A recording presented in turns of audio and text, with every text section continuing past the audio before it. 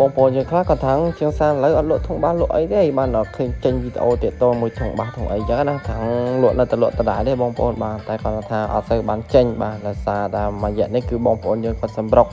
ខាងគ្រឿងធុងបាញ់ថ្នាំអីចឹងណាបងប្អូនបាទព្រោះអីរដូវកាលគាត់ហ្នឹងគឺជារដូវកាលបាញ់ថ្នាំហើយថ្ងៃនេះក៏ខ្ញុំឆ្លៀតចេញតាក់ទងជាមួយនឹងធុងបាសបន្តិចបាទឲ្យបងប្អូនយើងស្ងាត់ថាងខាឃើញកាលពីមុនឃើញលក់ធុងបាសដល់ឥឡូវបាត់ធុងបាសទៅដល់ណាហើយអស់ហើយឃើញតែចេញតែធុងមិនឆ្នាំធុងអីចឹងណាបាទគឺនៅដដែលទេបងប្អូនដល់គ្នាបាទហើយថ្ងៃនេះខ្ញុំរៀបចំសាកភ្លើងសាកអីបន្តិចតួចបងប្អូនបាទអង្គុយណាយ៉ាងខ្សោយយើងសាកវាឡើងវិញចឹងណាជាបោះសម្អាតអីវិញចឹងទៅទៀតតិចតួចចឹងទៅបងប្អូនបាទអញ្ចឹងសម្រាប់បងប្អូនត្រូវការធុងបាយអាចមកមើលបានបងប្អូនបាទតម្លៃពិសេសសម្រាប់ពុកម៉ែបងប្អូនយើងទាំងអស់គ្នាសម្រាប់បងប្អូននៅតាមបណ្ដាខេត្តផ្សេងៗគឺដាក់ផ្ញើជូនបងប្អូនយើងតាមរយៈបន្ថែមជូនតម្លៃ100ស្ដើង100ពាក់កណ្ដាល200